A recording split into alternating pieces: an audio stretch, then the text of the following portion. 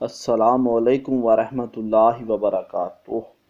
مولانا جلال الدین رومی رحمۃ اللہ علیہ فرماتے ہیں کہ میں نے عشق کی انتہا کا واقعہ پڑھا۔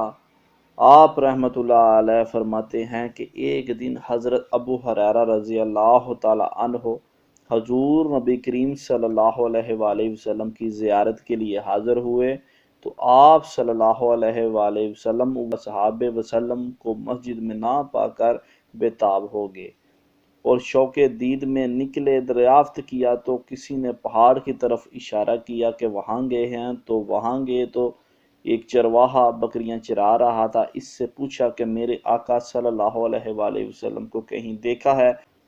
اس چرواہے نے کہا کہ میں نے تمہارے آقا کریم صلی اللہ علیہ وآلہ وسلم و اصحاب وسلم کو تو نہیں جانتا، اتنا جانتا ہوں کہ اس غار میں 3 دن 3 رات سے کوئی اس قدر درد و سوز سے سجدے میں گریا اوزاری کر رہا ہے کہ میری بکریوں نے ہی نہیں بلکہ تمام چرند اور پرند نے کھانا پینا چھوڑ ہی دیا ہے۔ حضرت ابو ہریرہ رضی اللہ تعالیٰ عنہ نے فرمایا، کچھ جانتا ہے کیا الفاظ بول رہا ہے؟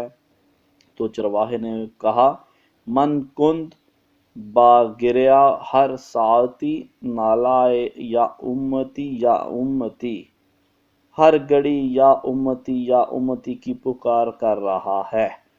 اپنی موجودہ اور اپنے بعد سب آنے والی امت کی بخشش کی خاطر سرکار کل کائنات حضرت محمد صلی اللہ علیہ وآلہ وسلم و اصحاب وسلم 3 دن 3 راتیں ایک پہاڑ کی غار میں سجدے میں روتے ہوئے اپنے اللہ تعالیٰ سے اپنی امت کی دعائیں التجائیں فرما رہے ہیں کہ اللہ تعالیٰ میری امت کو بخش دے۔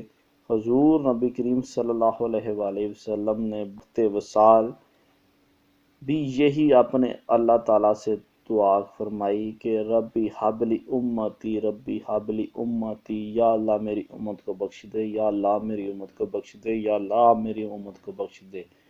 اللہم صلی علی سیدنا محمد وعلی آل محمد کما بارکت علی ابراہیم وعلی آل ابراہیم انک حمید مجید۔